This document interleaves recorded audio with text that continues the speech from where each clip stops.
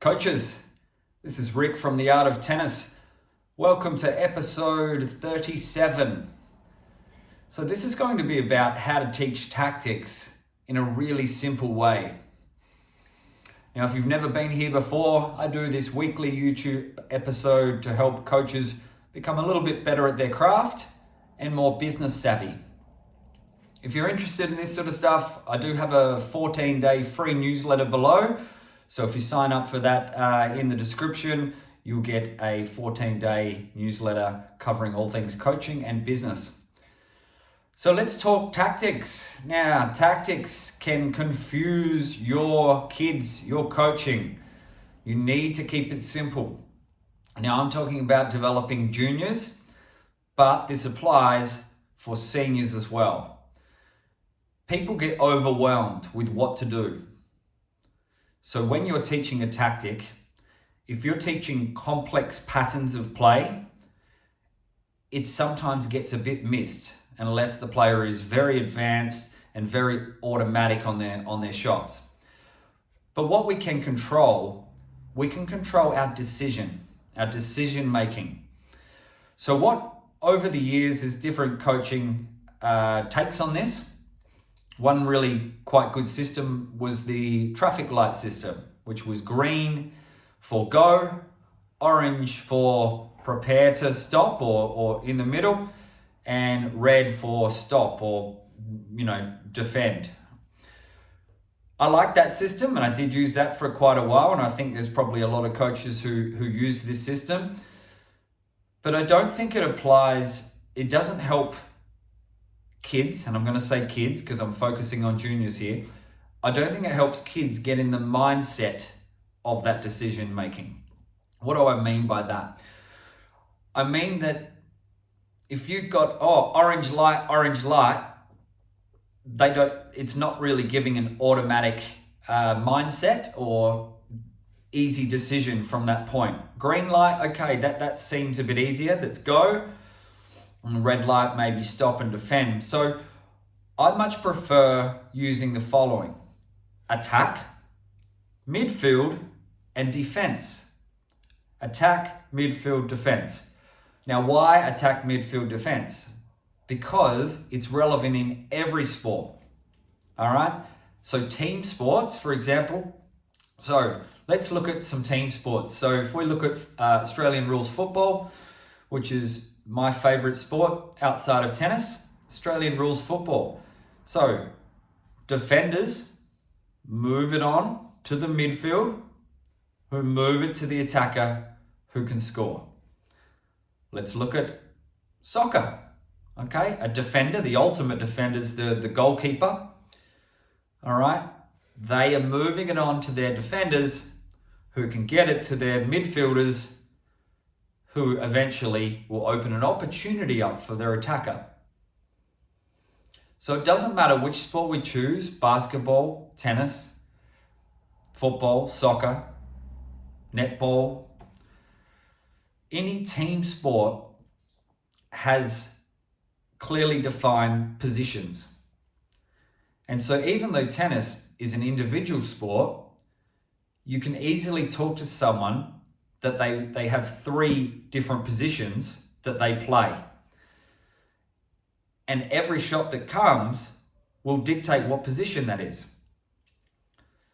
So for example, you get a tough wide serve. They've taken you out wide, sliced you out wide, and you're fully stretched, can hardly reach the ball. What position are you in? You're in a defensive position. So at that point, what's going to be important about defense? Let's think about what defense is. Defense is to try to stop them from scoring. All right, that is the number one priority, is to stop them from scoring. So to try to hit the winner, fully stretched, barely touching it, is not an intelligent decision. All right, it's not playing into the mindset or the tactic of defense. So what do you need to do? Well, in that situation, you're fully stretched. You're really just trying to chip it, get your racket on it, and float it, just bang my elbow, float it back probably to the middle of the court, deep on a return, to try to neutralize things. Let's think of another example. You've been taken out deep to your backhand corner. They've ripped a big off forehand that's taken you way wide. You're 2 meters behind the baseline and you're at the sidelines. What position are you in? Well, you're obviously in defense again. So what's the mindset of defense? We need to stop them from scoring. So that again means we need to play high percentage. So if you're trying to clear the net, only just clearing the net low, that's not high percentage. If you're trying to hit the edge of the court, that's not high percentage. So if you're pushed back there and you're in defense, the ball you're going to play is going to be most likely heavy topspin backhand, cross court to the biggest part of the court. Okay, or even the middle of the court again.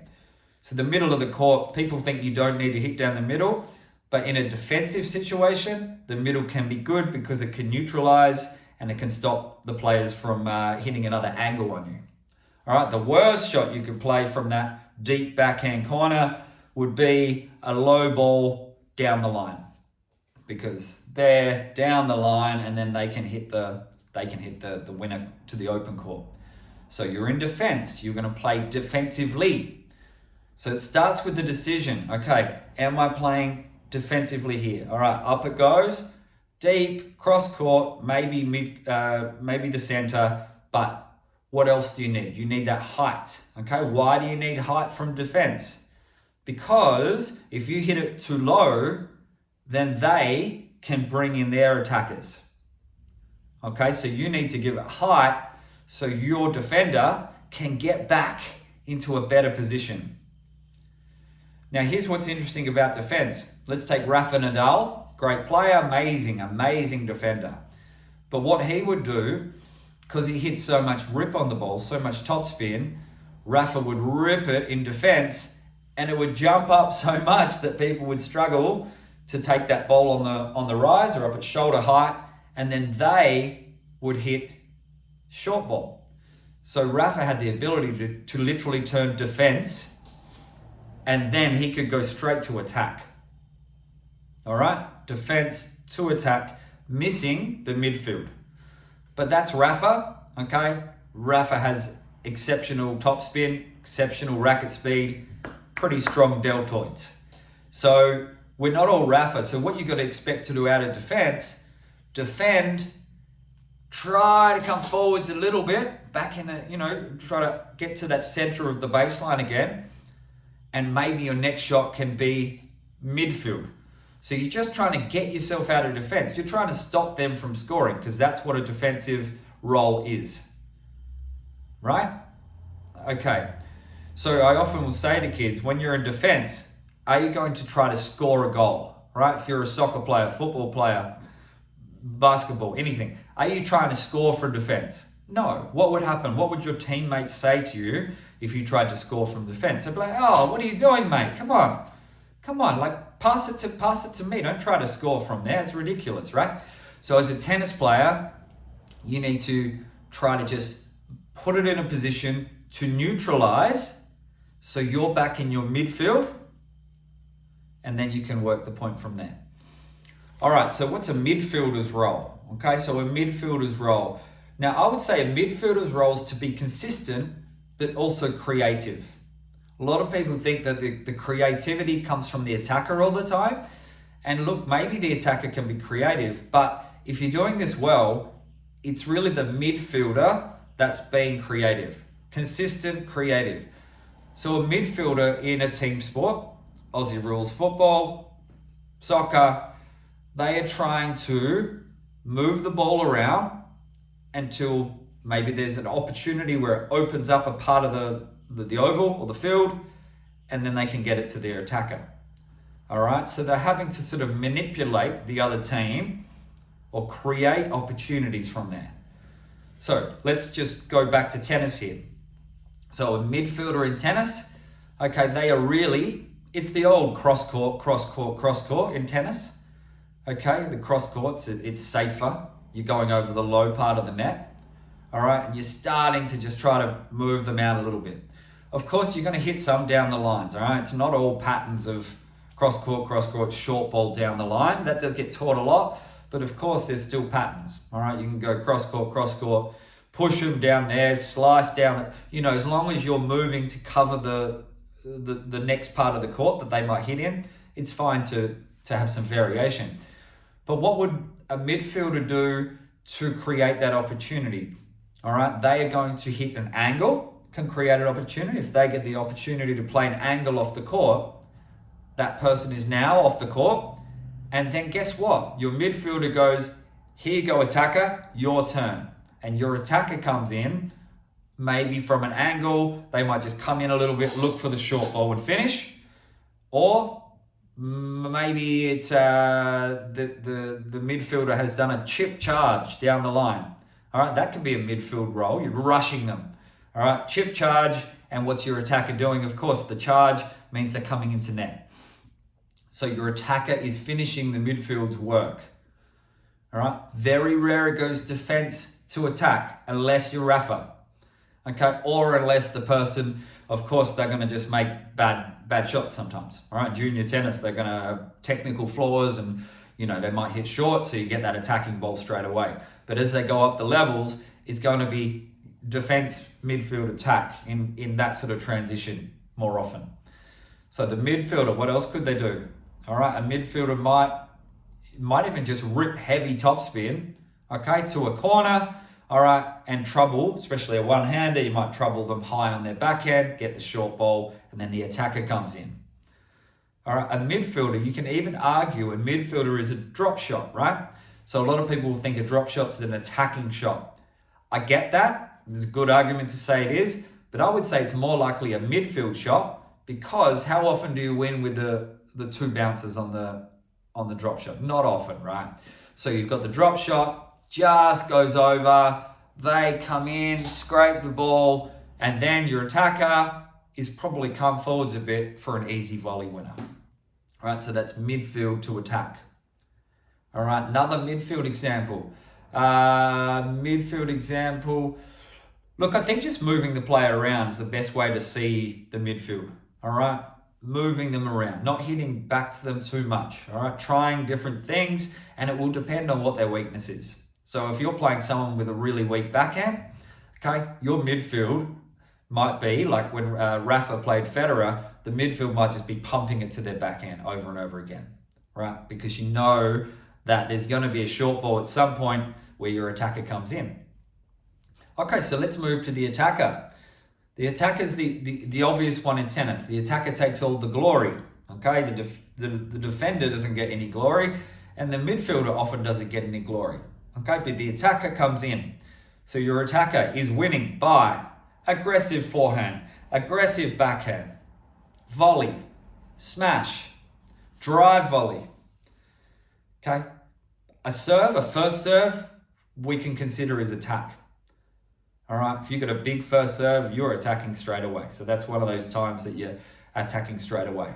If it's a second serve, you're not attacking. I would say good second serves put you in the midfield, and a bad poppy second serves will put you in defense pretty quickly. So the attacker takes the glory. But what's important here is that the attacker doesn't come in too early. All right? They don't try to score when it's not their turn.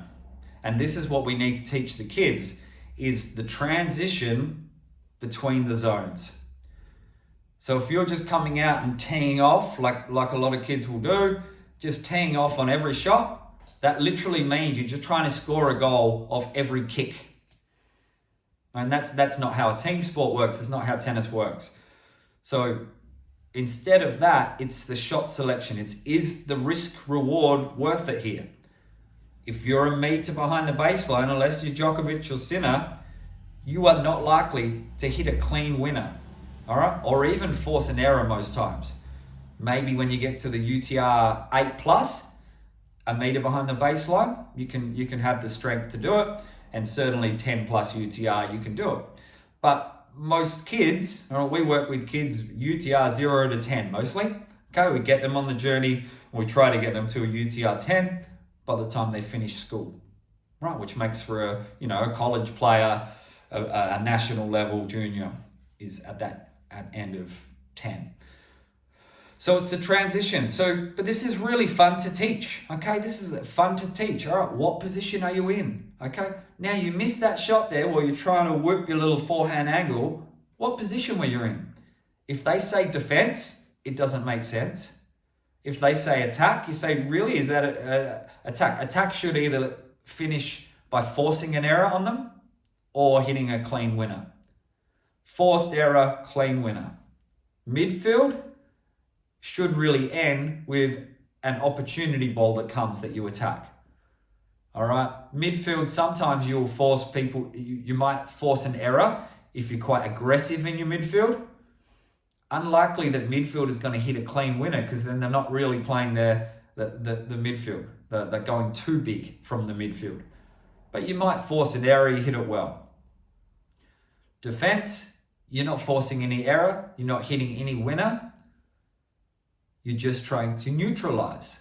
What neutralize means we're back in a midfield battle again.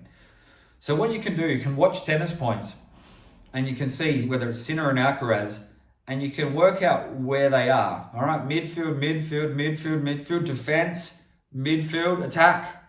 All right, you can sort of watch what position they're in and what type of shots they play. But very simply put, if you're a defender, you are neutralizing, you're looping it up, all right, or you're just chipping it, you're just touching it. That's a different form of defense. That's when it's raw power, then you might just be stuck trying to push it back deep. Or they've moved you in defense and you're trying to whip it up with some topspin. All right, or even the floating slice for more advanced players is a good defensive play. Midfield, creating opportunities, consistent, and a little bit aggressive, okay? Because you don't want them to then attack on you. You're trying to create an opportunity. So it's you're sort of both defense and attack in midfield. You're right in the middle there. And then attack is you're trying to win the point with forcing an error or hitting a winner. So I think that is covered these midfield, defense, attack strategies or tactics, and really easy to teach the kids. So talk about what the role is. Even be silly like me and sometimes get 3 hats and make them wear 3 hats and help them understand that they are all 3 roles in one. Okay? Superhuman player. You're playing all 3 positions. So I think that's it. And we will chat to you again next week.